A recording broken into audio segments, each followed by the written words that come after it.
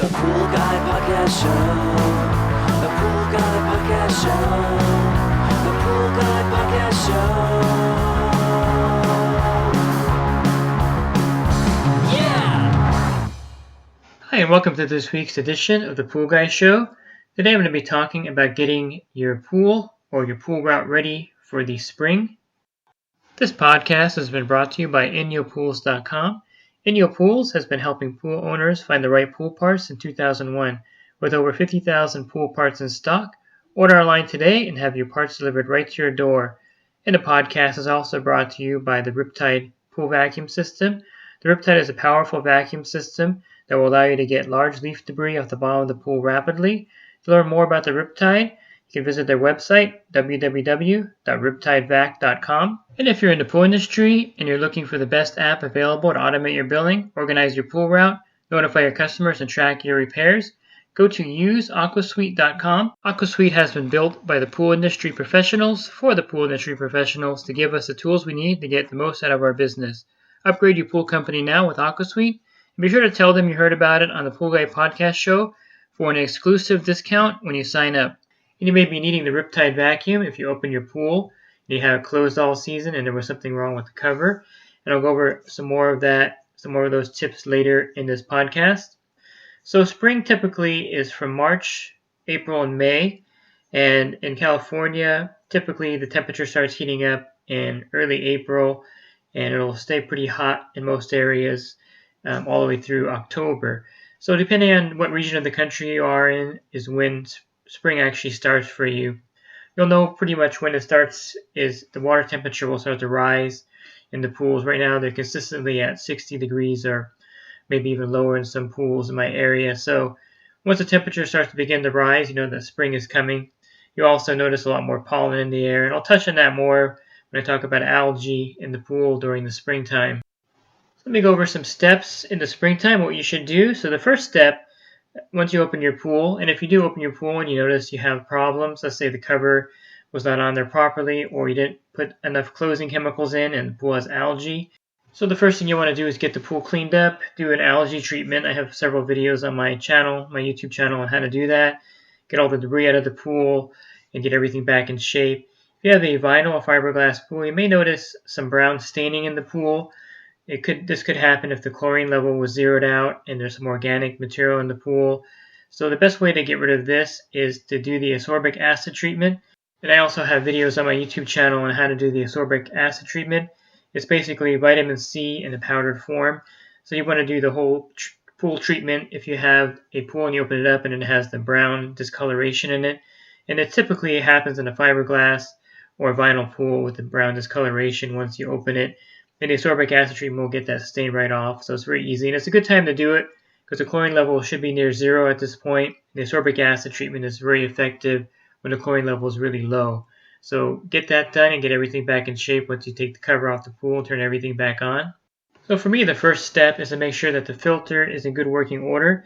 I do all my filter cleanings at the beginning of March and in September, so every 6 months. In my area, I have larger filters. I have DE filters, and I have the larger 4-cartridge filter types. So it's very common that I can get through 6 months without cleaning them. Backwashing the DE filters in between is what I typically do. So in March, I want to make sure that the filters are running properly, because if you don't have them running properly in April and May, you're going to have a really tough summer. So you definitely want to make sure that everything is running.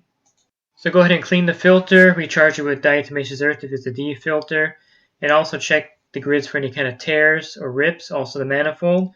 And if you have cartridge filters, you want to either replace the cartridges if they're need to be replaced, or make sure they're cleaned thoroughly. The cartridges should last on a 4-cartridge type filter anywhere from 3 to 5 years.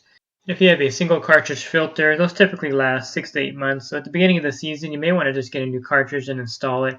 That'll make things a lot easier in the summertime. So the first thing you want to do is get the filter in order. If you have a pool service route, you want to set your filter cleanings up for March and September. This is the optimal time to clean the filters in March. That way it's ready for the summer.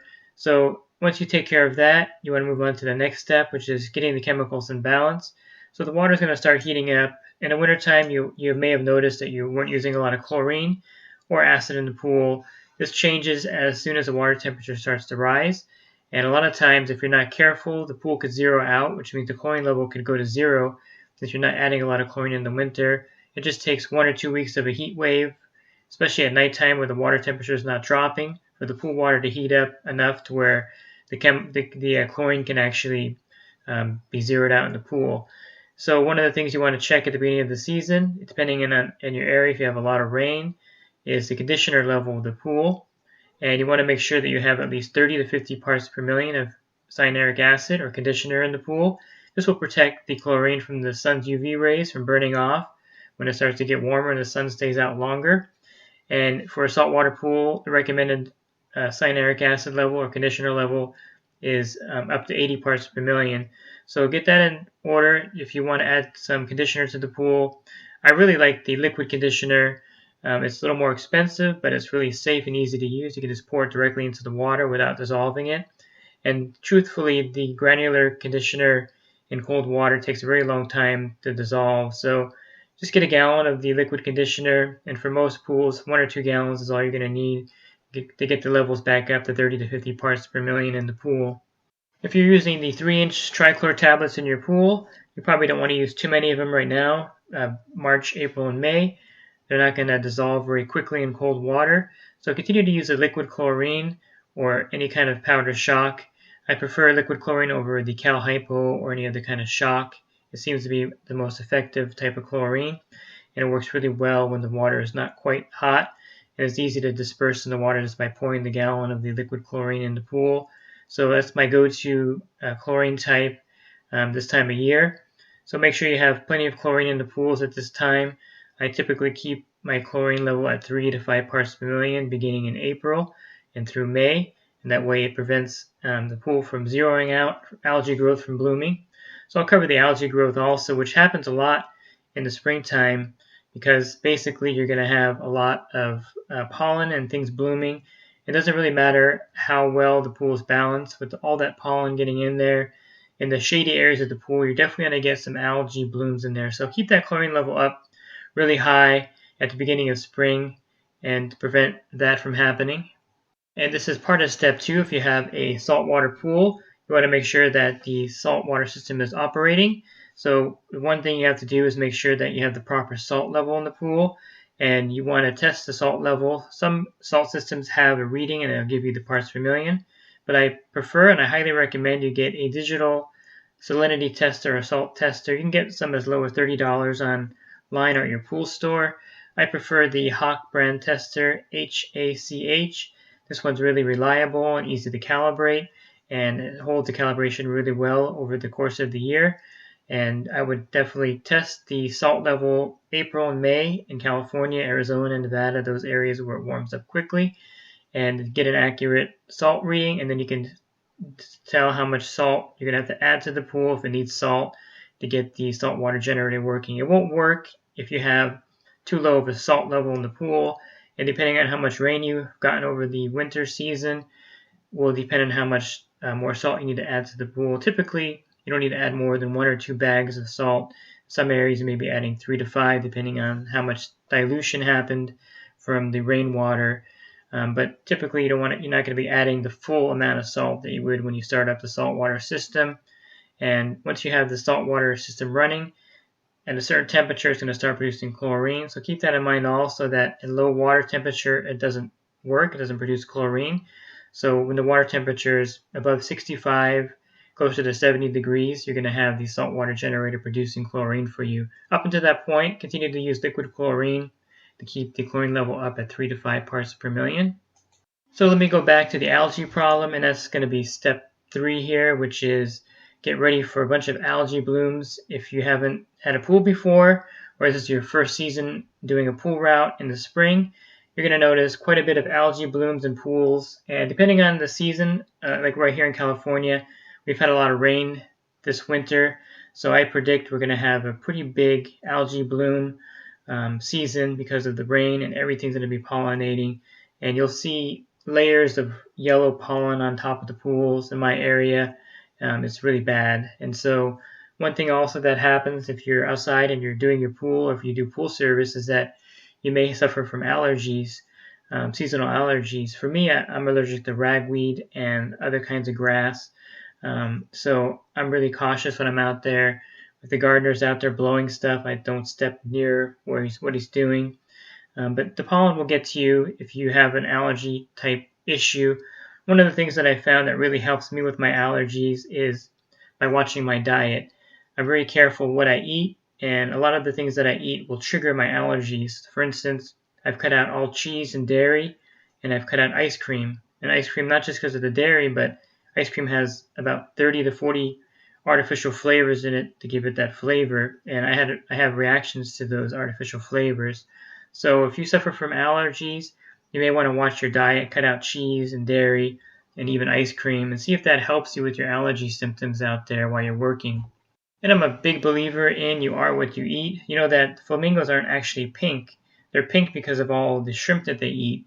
So the same thing with us. When you're eating the wrong things in your diet, it's going to really affect your immune system and how you fight things like allergies. So another thing you can do, what I used to do when I had really bad allergies, and I may do it this spring if it's really bad, is I would drink apple cider vinegar every morning. And I would take apple cider vinegar and dilute it 50-50 with water and apple cider vinegar and then drink it in the morning. If you can't tolerate that, they have apple cider vinegar pills that you can take. And this will also help you with the allergy symptoms, because what apple cider vinegar does is it thins out the mucus in your body, in your nose, and so you won't have that bad of a sinus drip. So if we're being affected by all the pollen and allergens in the air, just imagine how your pool is being affected by this. And so when pollen blows in there, it'll grow and turn into algae.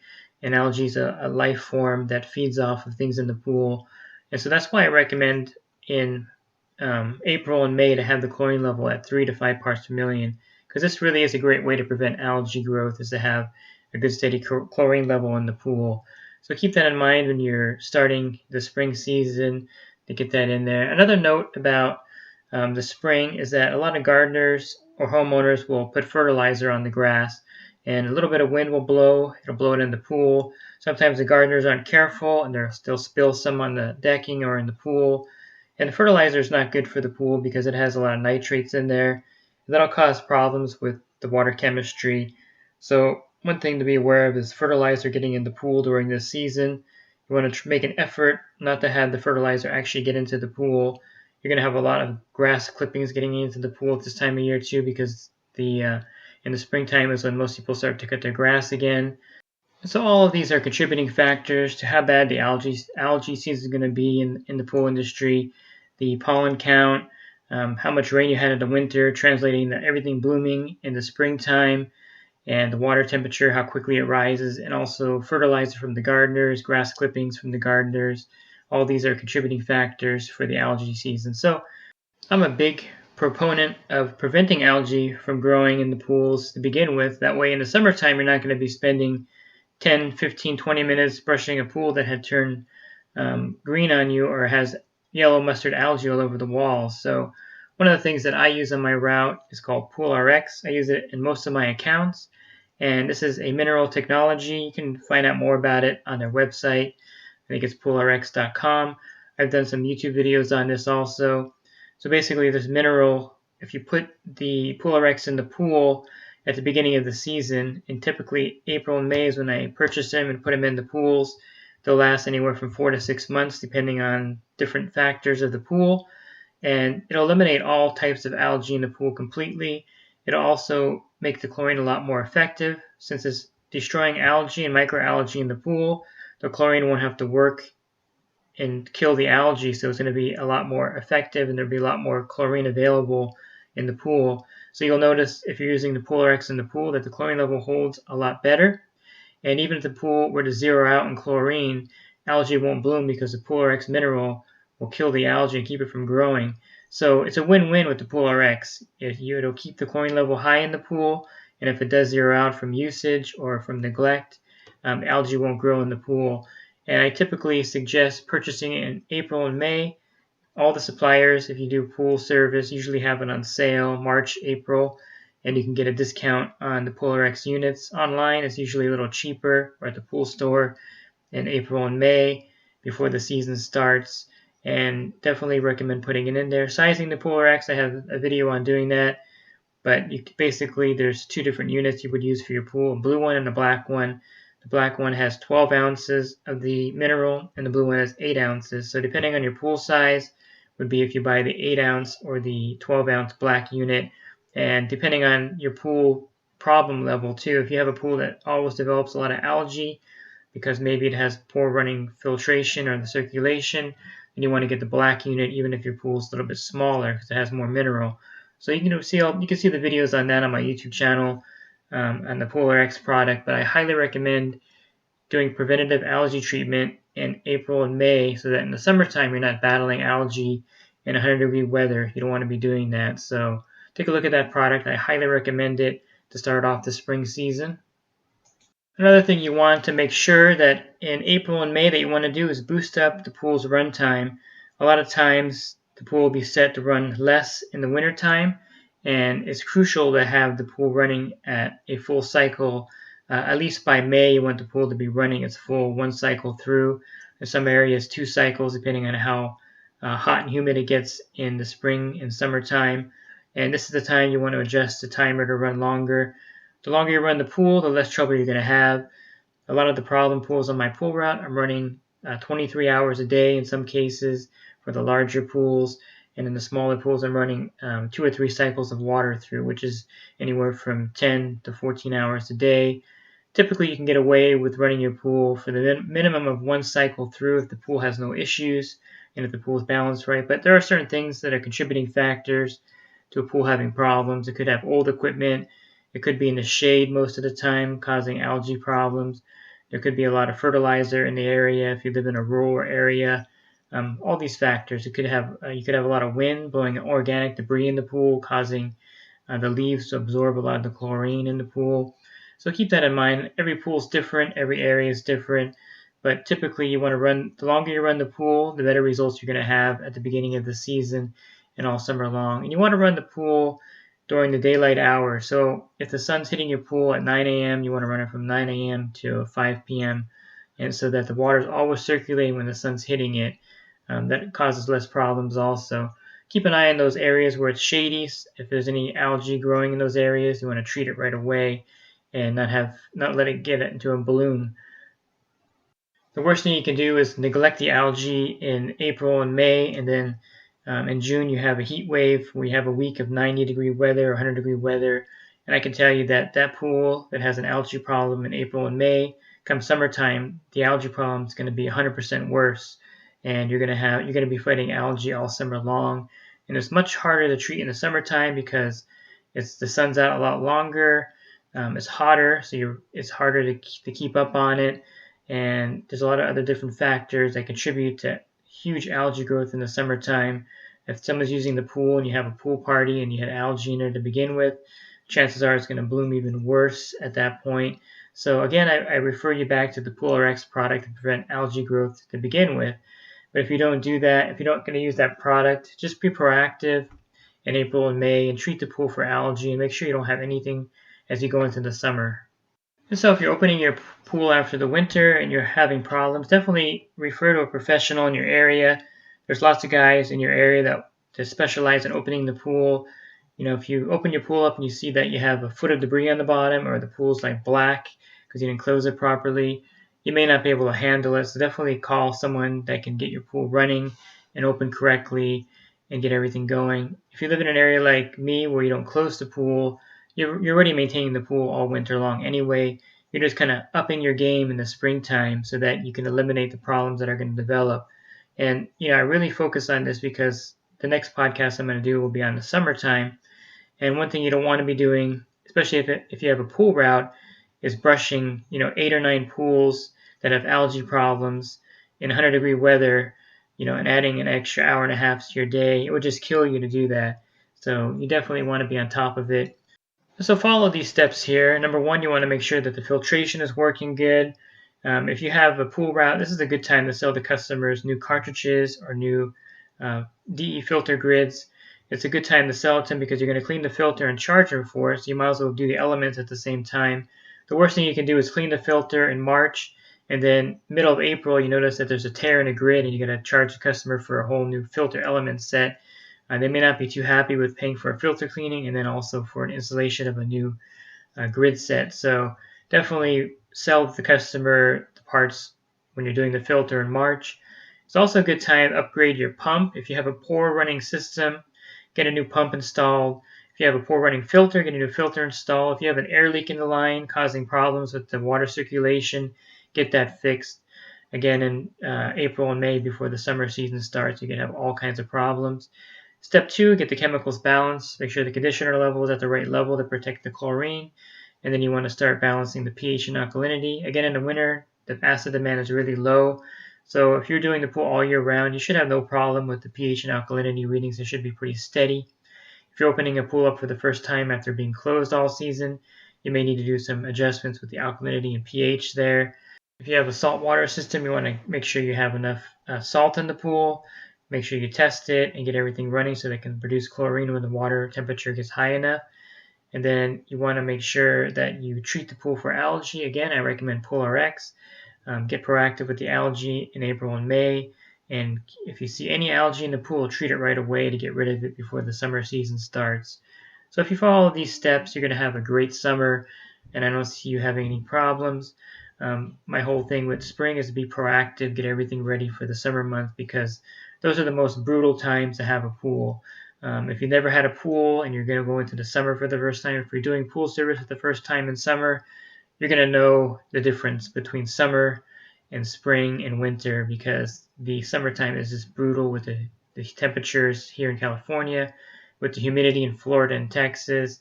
So definitely proactive in the spring. That way in the summer, you can just cruise through your day and get done with it quickly. So if you're a homeowner, you're looking for more help, you can definitely check out my website, swimmingpoollearning.com. I have plenty of helpful links there. I have an ebook also and a print book available for you. If you do pool service, you can also go to that website, or you can go to my alternate website, poolguycoaching.com, and I run a coaching site to where you can join this group for 33 cents a day, and you can text me directly in real time, and I can also put you in the group chat there. I also formed an association with the coaching group. It's called SPSPA, and I just got the trademark on that, so I'm excited to promote the group inside the coaching group. And this will be a national association that will give you marketing clout, that you're part of this group of pool professionals, and that you're part of a group of individuals that know what they're doing out there and know how to maintain pools. So I'm excited about that aspect of the coaching program. You can learn more about that on my website, poolguycoaching.com. And just stay tuned for more podcasts on the seasons. I have one coming up for summer, and then I have one coming up for fall, and I'll go over all the different aspects of that. That way you kind of know what to do in the 4 seasons if you are a new pool owner, or if you're just starting in the pool business. This will give you the knowledge you're going to need to get through each of those seasons. So thanks for listening to this week's podcast. Have a great rest of your week, and God bless. The Pool Guy Podcast Show. The Pool Guy Podcast Show. The Pool Guy Podcast Show.